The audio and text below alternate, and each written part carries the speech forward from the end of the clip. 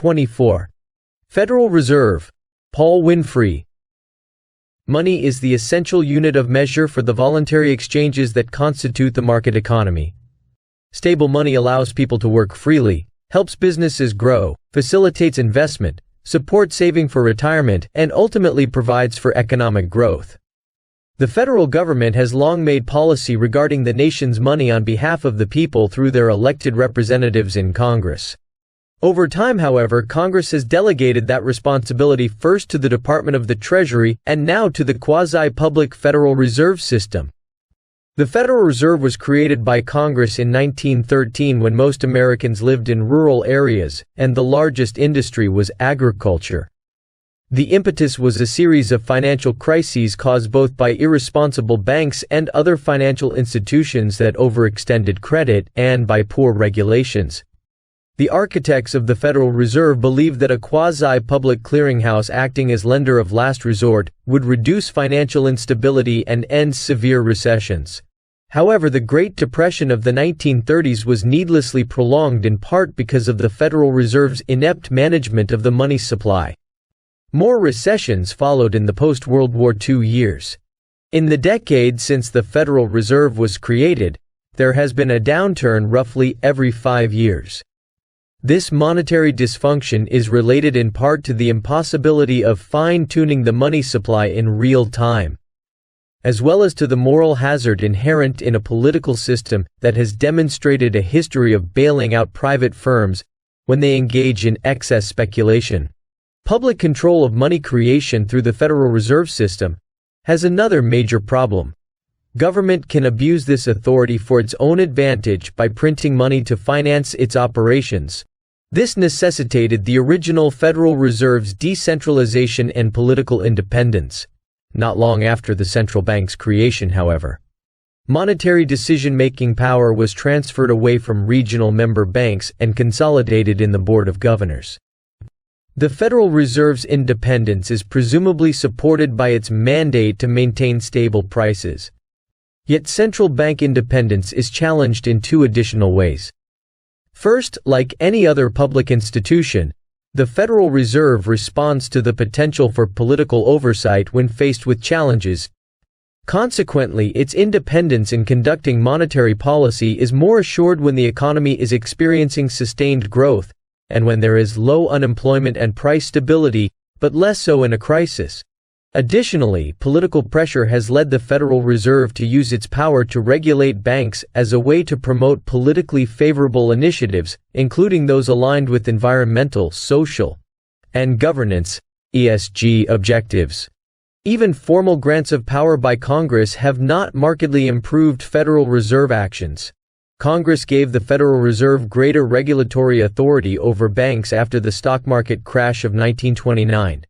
During the Great Depression, the Federal Reserve was given the power to set reserve requirements on banks, and to regulate loans for the purchase of securities. During the stagflation of the 1970s, Congress expanded the Federal Reserve's mandate to include maximum employment, stable prices, and moderate long-term interest rates. In the wake of the 2008 global financial crisis, the Federal Reserve's banking and financial regulatory authorities were broadened even further. The Great Recession also led to innovations by the central bank, such as additional large-scale asset purchases. Together, these expansions have created significant risks associated with too-big-to-fail financial institutions, and have facilitated government debt creation. Collectively, such developments have eroded the Federal Reserve's economic neutrality. In essence, because of its vastly expanded discretionary powers with respect to monetary and regulatory policy, the Fed lacks both operational effectiveness and political independence. To protect the Federal Reserve's independence and to improve monetary policy outcomes, Congress should limit its mandate to the sole objective of stable money. This chapter provides a number of options aimed at achieving these goals, along with the costs and benefits of each policy recommendation. These recommended reforms are divided into two parts: broad institutional changes and changes involving the Federal Reserve's management of the money supply. Broad recommendations: eliminate the dual mandate. The Federal Reserve was originally created to furnish an elastic currency and rediscount commercial paper. so that the supply of credit could increase along with the demand for money and bank credit.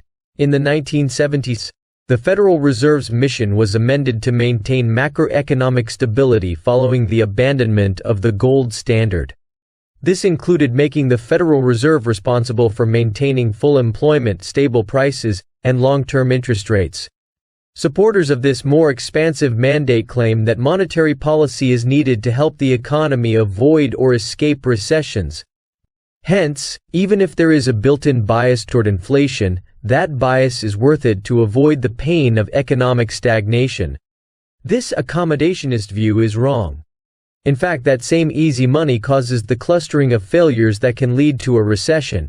In other words, the dual mandate may inadvertently contribute to recessions rather than fixing them. A far less harmful alternative is to focus the Federal Reserve on protecting the dollar and restraining inflation. This can mitigate economic turmoil, perhaps in conjunction with government spending. Fiscal policy can be more effective if it is timely, targeted, and temporary. An example from the COVID-19 pandemic is the Paycheck Protection Program, which sustained businesses far more effectively than near-zero interest rates, which mainly aided asset markets and housing prices. It is also worth noting that the problem of the dual mandate may worsen with new pressure on the Federal Reserve to include environmental or redistributionist equity goals in its policymaking, which will likely enable additional federal spending. Limit the Federal Reserve's lender of last resort function. To protect banks that overlend during easy money episodes, the Federal Reserve was assigned a lender of last resort (LOLR) function.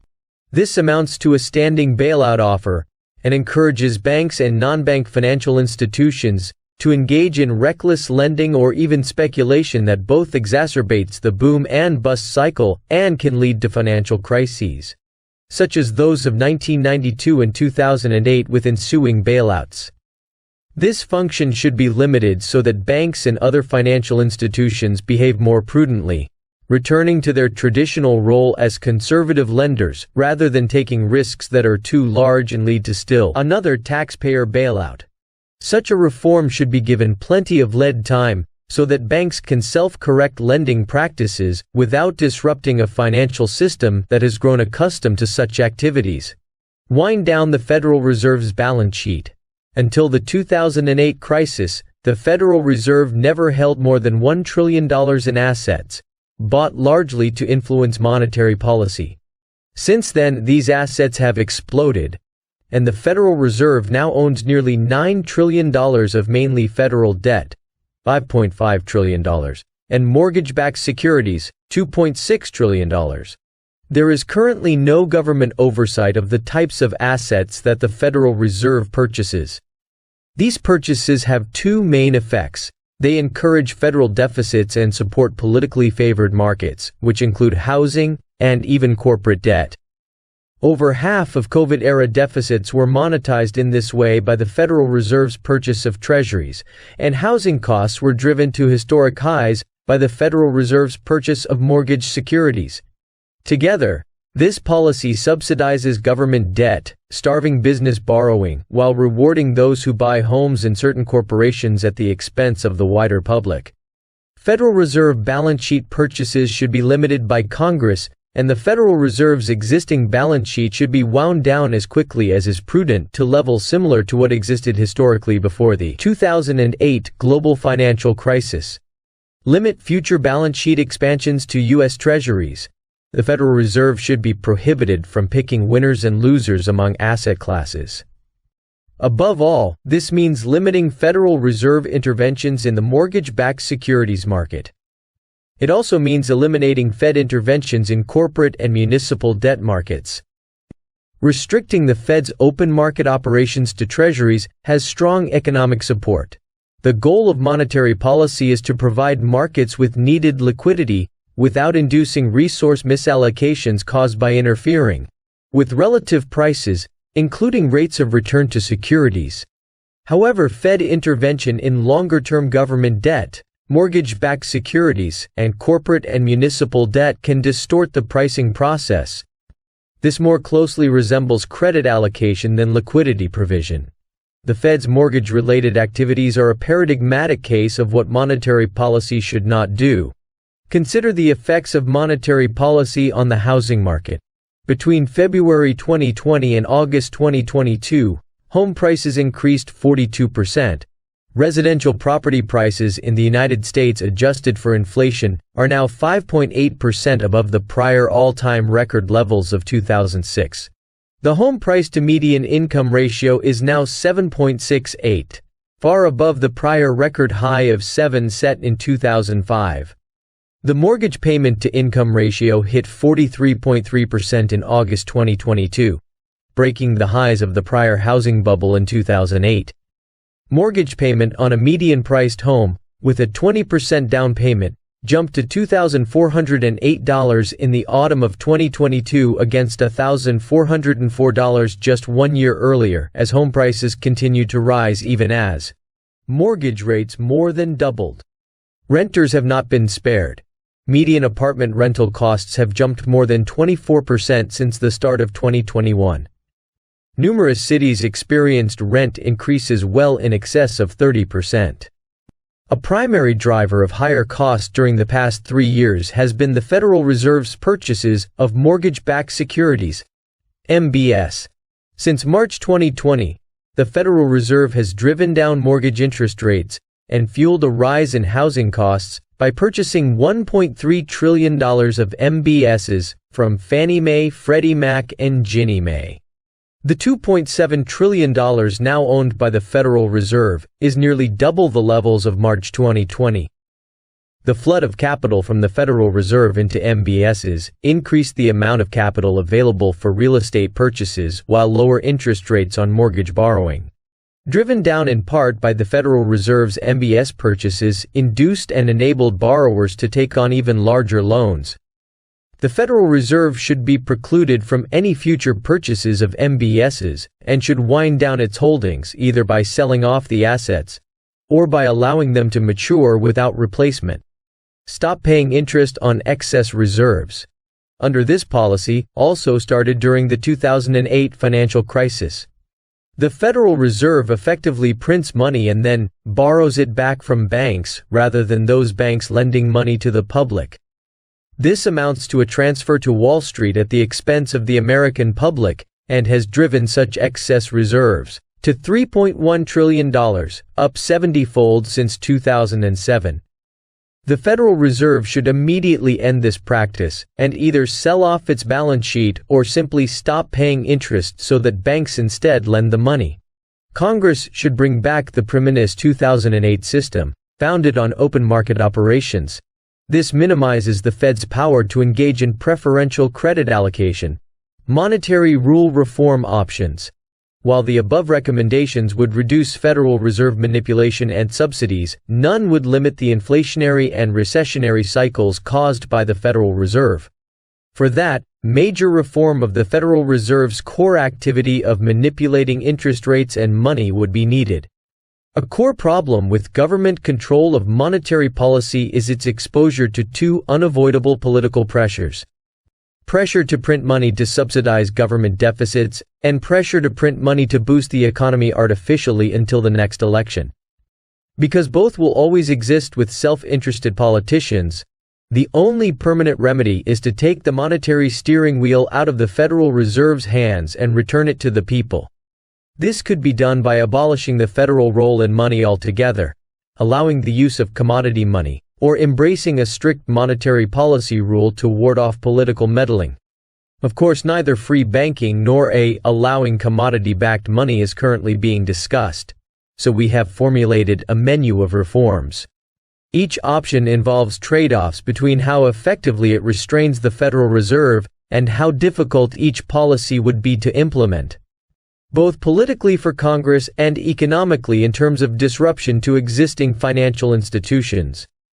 We present these options in decreasing order of effectiveness against inflation and boom and bust recessionary cycles. Free banking. In free banking, neither interest rates nor the supply of money is controlled by the government.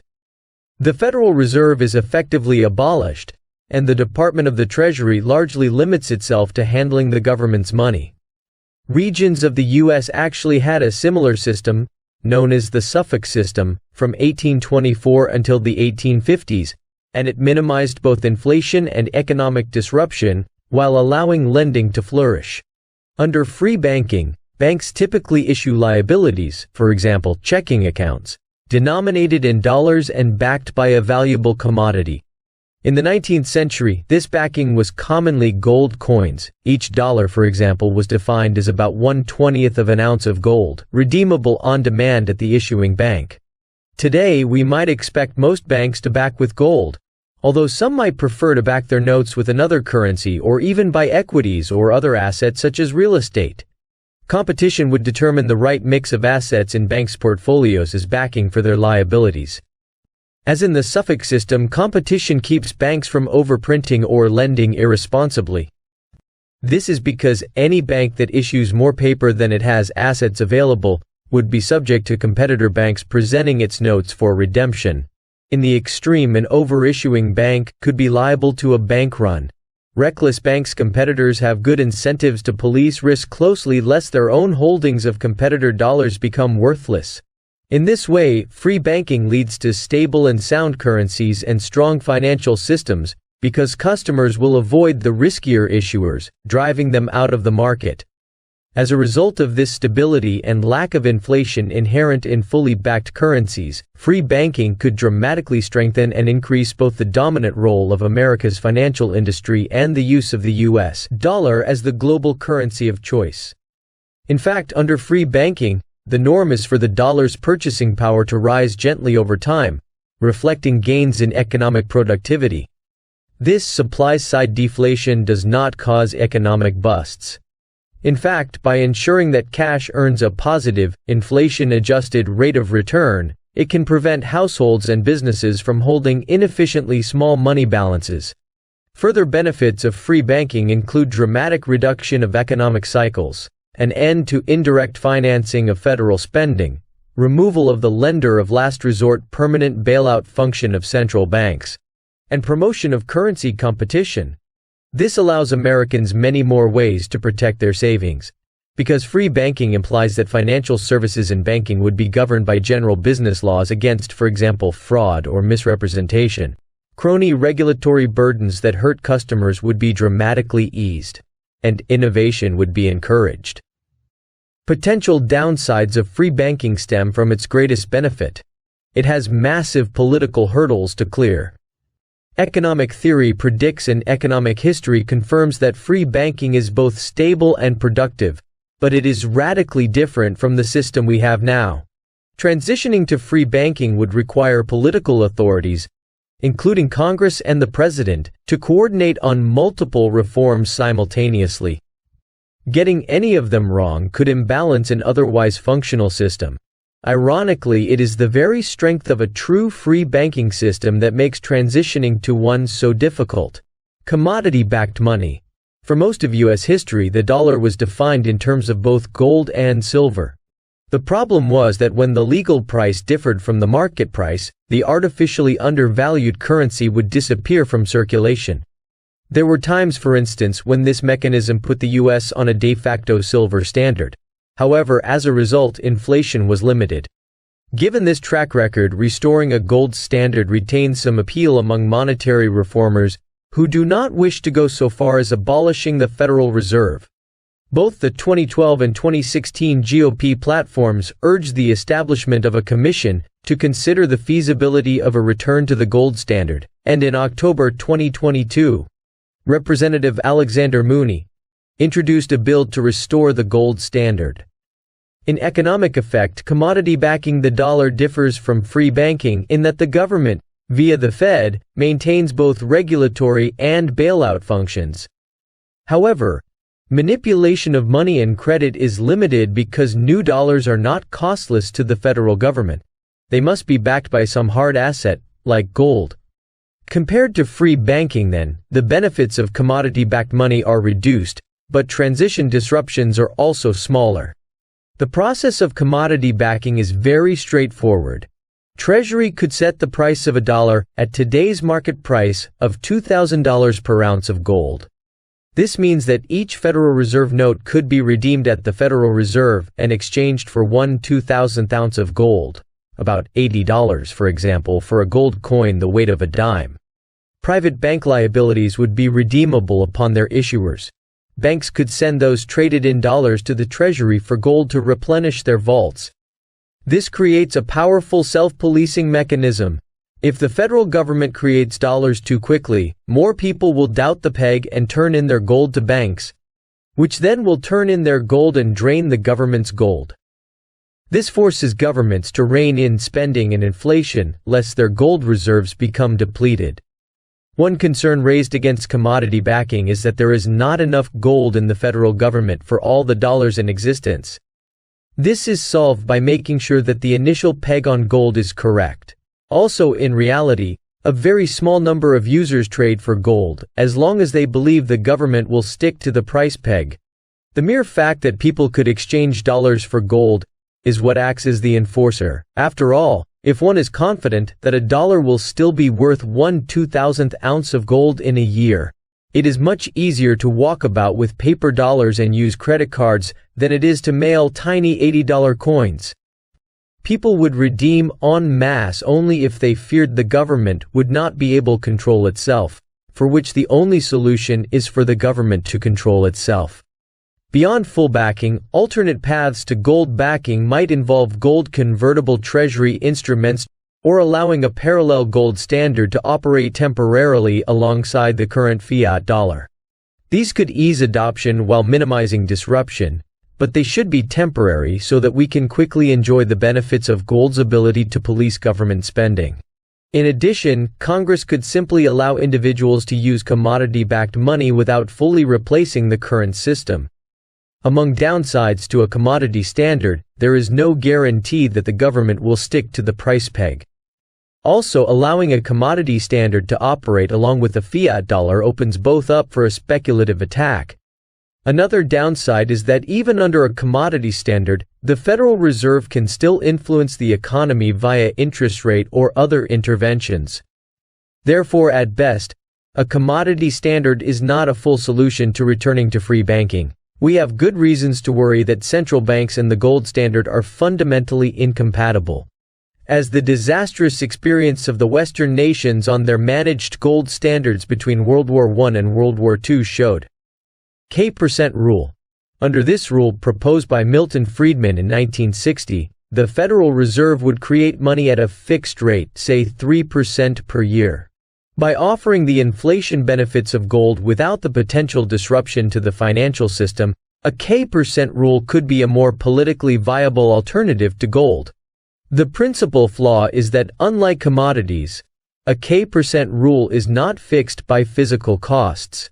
It could change according to political pressures or random economic fluctuations. Importantly, financial innovation could destabilize the market's demand for liquidity, as happened with changes in consumer credit patterns in the 1970s. When this happens, a given K% rule that previously delivered stability could become destabilizing. In addition, monetary policy when Friedman proposed the K% rule was very different from monetary policy today. Adopting a K% rule would require considering what transitions need to take place. Inflation targeting rules. Inflation targeting is the current de facto Federal Reserve rule. Under inflation targeting, the Federal Reserve chooses a target inflation rate, essentially the highest it thinks the public will accept, and then tries to engineer the money supply to achieve that goal. Chairman Jerome Powell and others before him have used 2% as their target inflation rate, although some are now floating 3% or 4%. The result can be boom and bust cycles of inflation and recession, driven by disruptive policy manipulations, both because the Federal Reserve is liable to political pressure and because making economic predictions is very difficult if not impossible. Inflation and growth targeting rules. Inflation and growth targeting is a popular proposal for reforming the Federal Reserve. Two of the most prominent versions of inflation and growth targeting are a Taylor rule and nominal GDP (NGDP) targeting. Both offer similar costs and benefits. Economists generally believe that the economy's long-term real growth trend is determined by non-monetary factors. The Fed's job is to minimize fluctuations around that trend nominal growth rate. Speculative booms and destructive busts caused by swings in total spending should be avoided. NGDP targeting stabilizes total nominal spending directly. The Taylor rule does so indirectly, operating through the federal funds rate. NGDP targeting keeps total nominal spending growth on a steady path.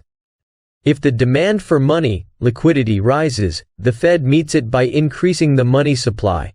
If the demand for money falls, the Fed responds by reducing the money supply. This minimizes the effects of demand shocks on the economy. For example, if the long-run growth rate of the U.S. economy is 3% and the Fed has a 5% NGDP growth target, it expands the money supply enough to boost nominal income by 5% each year, which translates into 3% real growth and 2% inflation. How much money must be created each year depends on how fast money demand is growing. The Taylor rule works similarly. It says the Fed should raise its policy rate when inflation and real output growth are above trend, and lower its policy rate when inflation and real output growth are below trend. Whereas NGDP targeting focuses directly on stable demand as an outcome, the Taylor rule focuses on the Fed's more reliable policy levers. The problem with both rules is the knowledge burden they place on central bankers. These rules state that the Fed should neutralize demand shocks but not respond to supply shocks, which means that it should see through demand shocks by tolerating higher or lower inflation. In theory, this has much to recommend it. In practice, it can be very difficult to distinguish between demand-side destabilization and supply-side destabilization in real time.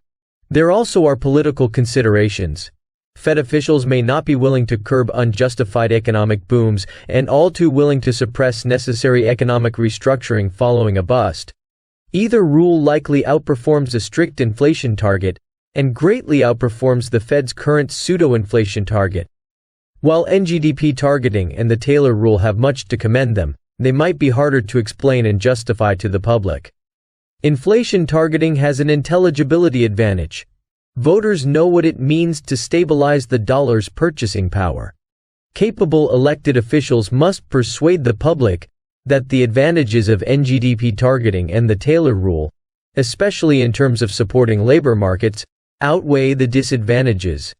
Minimum effective reforms. Because Washington operates on two-year election cycles, any monetary reform must take account of disruption to financial markets and the economy at large. Free banking and commodity-backed money offer economic benefits by limiting government manipulation, inflation, and recessionary cycles while dramatically reducing federal deficits.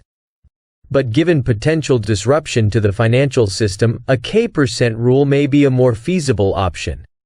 The other rules discussed, inflation targeting, NGDP targeting, and the Taylor rule, are more complicated but also more flexible. While their economic benefits are significant, public opinion expressed through the lawmaking process in the Constitution should ultimately determine the monetary institutional order in a free society. The minimum of effective reforms includes the following. Eliminate full employment from the Fed's mandate, requiring it to focus on price stability alone. Have elected officials compel the Fed to specify its target range for inflation and inform the public of a concrete intended growth path. There should be no more flexible average inflation targeting, which amounts to ex post justification for bad policy. Focus any regulatory activities on maintaining bank capital adequacy. Elected officials must clamp down on the Fed's incorporation of environmental, social, and governance factors into its mandate, including by amending its financial stability mandate. Curb the Fed's excessive last resort lending practices. These practices are directly responsible for too big to fail and the institutionalization of moral hazard in our financial system. Appoint a commission to explore the mission of the Federal Reserve, alternatives to the Federal Reserve System, and the nation's financial regulatory apparatus. Prevent the institution of a central bank digital currency (CBDC). A CBDC would provide unprecedented surveillance and potential control of financial transactions without providing added benefits available through existing technologies.